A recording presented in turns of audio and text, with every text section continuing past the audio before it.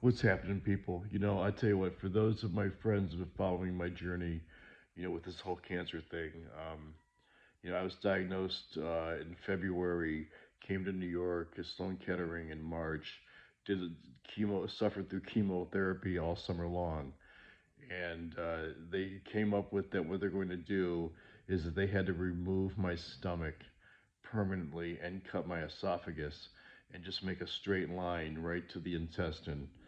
And if the surgery would have been successful yesterday, I would never work again for the rest of my life.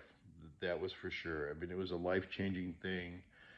And obviously, I was not looking forward to it, but miraculously, I was on the table for 5 hours yesterday, and the surgeon, they could not find any cancer in my body.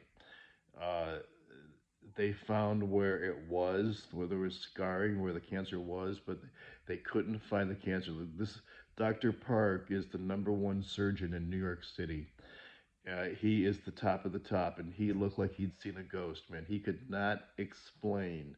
He said never in his career has he seen a situation like this where I had an 11-inch tumor down my esophagus and my stomach, and it's gone.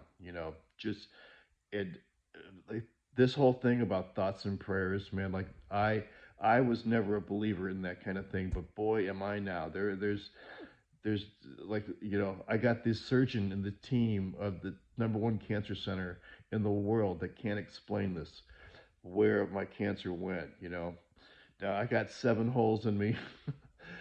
Ouch, from where they went in robotically.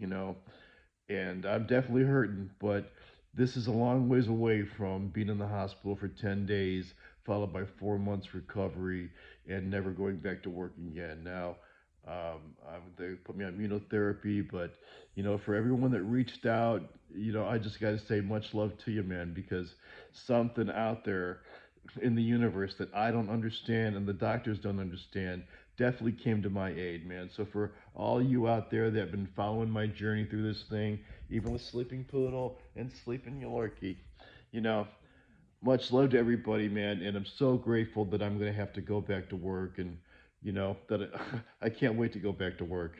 Honest to God, man. Looking at my career being over, I was bumming out, and didn't want to go out that way. But everything's been turned around. It is a miracle. This thing about thoughts and prayers looks like it exists.